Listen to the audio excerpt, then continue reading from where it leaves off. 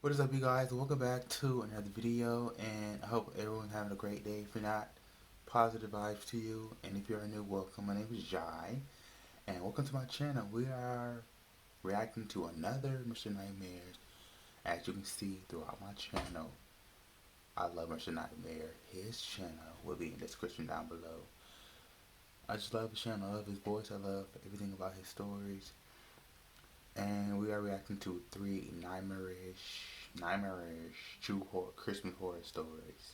Basic horror, Christmas horror stories. So sit back, relax, and let's get into it.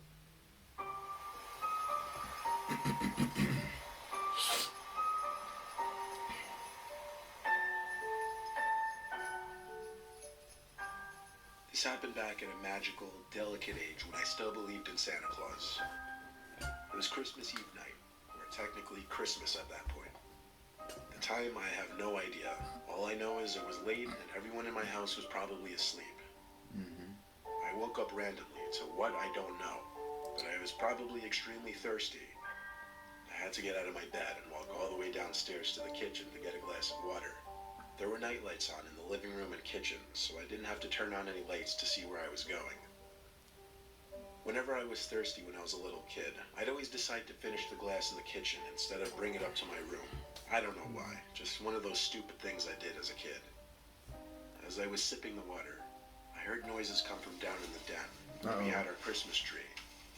It sounded like a big bag. I peered my head around the wall. The creep that stole Christmas, that's what it is. But it was a little too dark to see who could be down there. I actually thought maybe it was my mom, so I started walking down the stairs, and the rustling of the bag stopped. I turned on the couch side lamp, and there I was, greeted with a massive man, both in height and size, wearing a red suit and hat, and a Is this a real picture? white beard. It was Santa Claus. He waved me over, and I nervously but excitedly walked over to him. He patted my head and said he was just delivering my presents from his black bag. Oh wow. I looked at the bag, which seemed to be full of small boxes.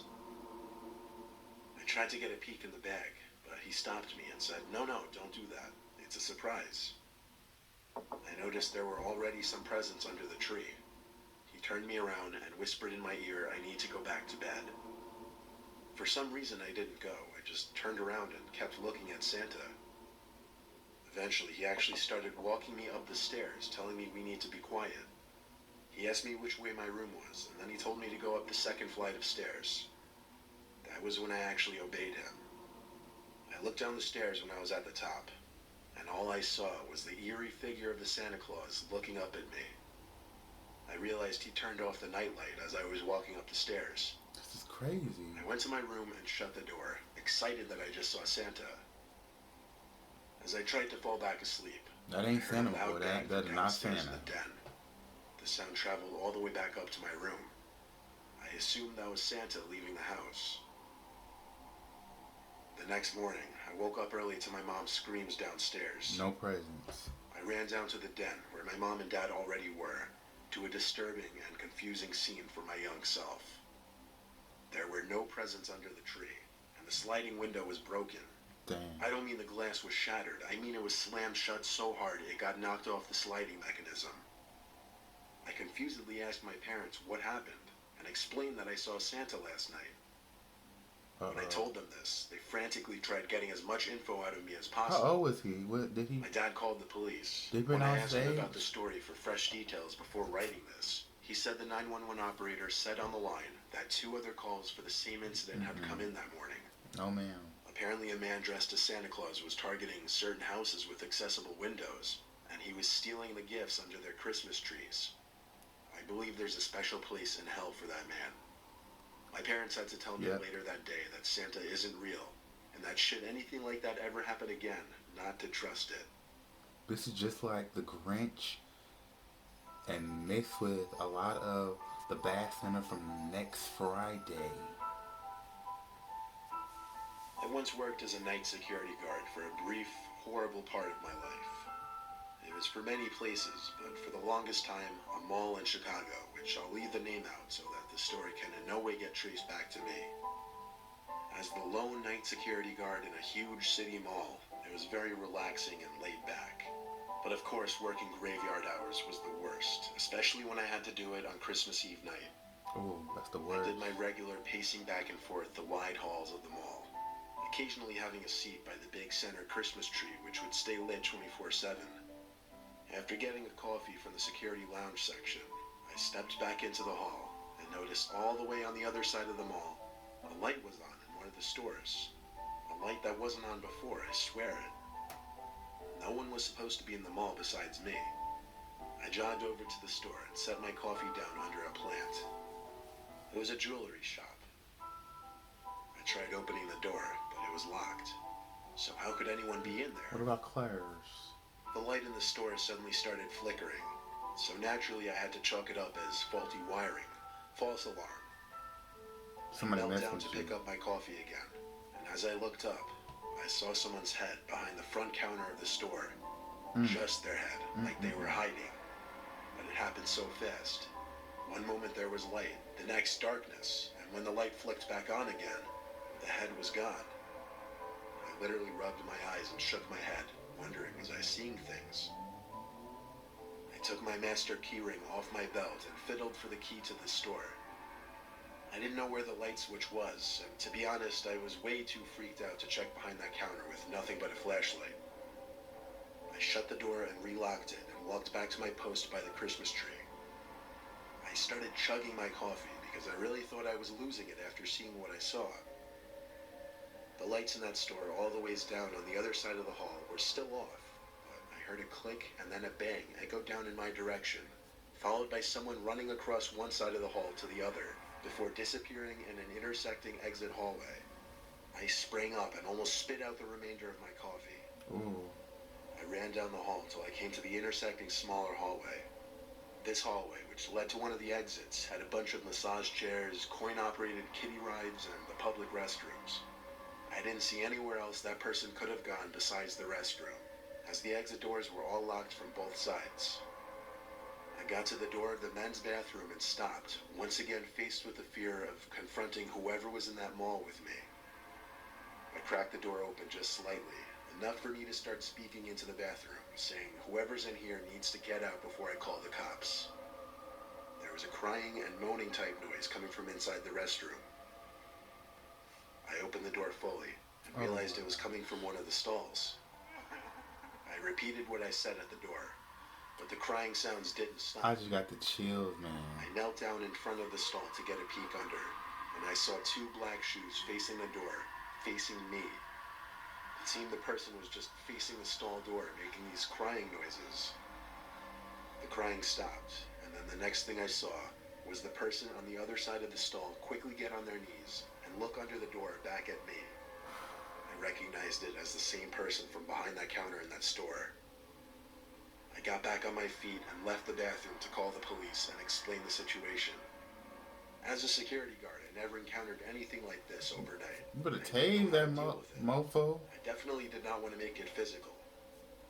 And A as you, couple police officers when the police came to came, doors at the end of person was hall, gone. and I let them in. We all went to the men's bathroom again, and the stall door was still shut, and the man was still inside. Oh, he was in still. For the longest time, the officers demanded he come out with his hands up. After a while of him refusing to listen, the male officer started kicking in the stall door until it broke open. The two officers apprehended the nut job inside the stall. As they walked him out of the mall, though, the man had his head turned to look at me the entire time. I Ooh. looked away. His dead eyes staring into my soul genuinely disturbed me. He looked like he wanted to kill me. Oh. Before he was put in the back of the police car, he said my name, and I immediately got the chills. Oh, wow. The officers said they would find out who he is and everything, and they went on their way. My shift ended a few hours later, and for the remainder of my time working at that mall, I was always paranoid every time I turned a corner that he'd be standing there. Because security officers don't usually have a name tag, right? I'm assuming. Our parents had our youngest sibling much later than they had my brother and I. This happened last year when I was 18, my older brother was 24, and our youngest sibling Rachel was just 2. I was home from college for winter break. My older brother would be returning home from out of state in a few days. and my parents were on a couple's vacation. It was about a week before Christmas, and I was tasked with taking care of But Rachel week until my before, parents got saying back. they go on My time vacation watching like kids Rachel at the house. consisted of a lot of sitting around the house, having friends over, and just watching TV and movies. I would let Rachel play in the living room with her toys as I watched TV with no lights on but the Christmas tree, which I always find to make watching TV a lot more relaxing.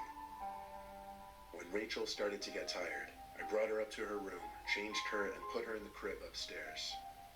I made sure to turn on the baby monitor, as my parents did every night, just to make sure I could hear her if she got restless. Something to note, Rachel's room shares a bathroom with my mom and dad's room.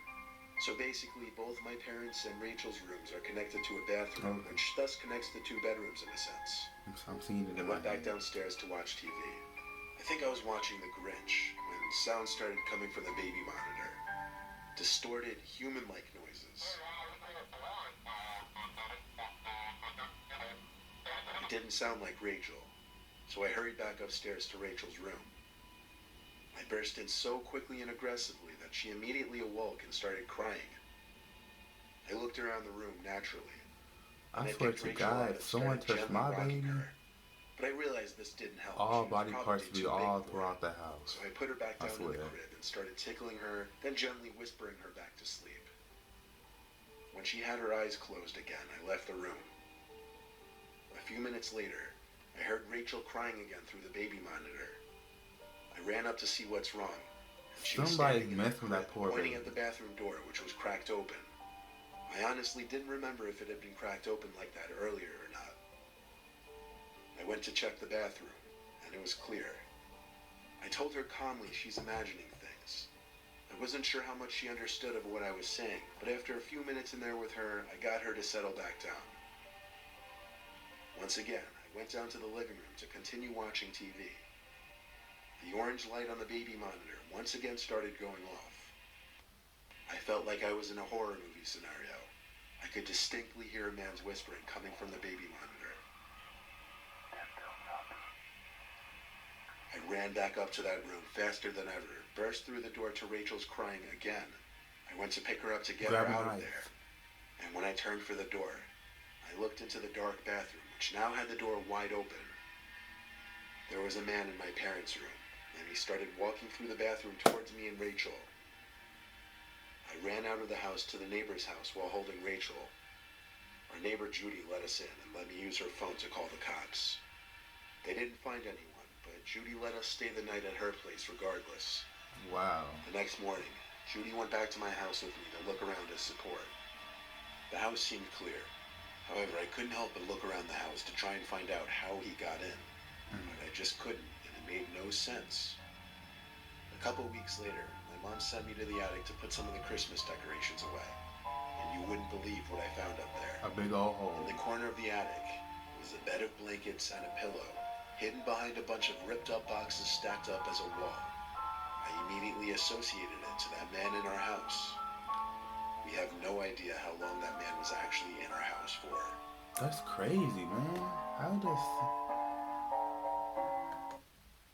That is so crazy. How does someone? I know I heard stories like this before, but if I'm going to like a house, I'll make sure every hole is secured, pause, like everything. Nobody can get in. It's just so. Like this whole time, this man been in the house. That's crazy. And you got the baby. I swear, if somebody touched my baby, I'm getting a knife and I'm just chopping every piece of that person's body. I swear. So thank you guys for turning to this video. Tell me guys what you think. And like, comment, subscribe, all that great stuff. And thank you once again for tuning in. And it's your life. Do what you want and do it positively.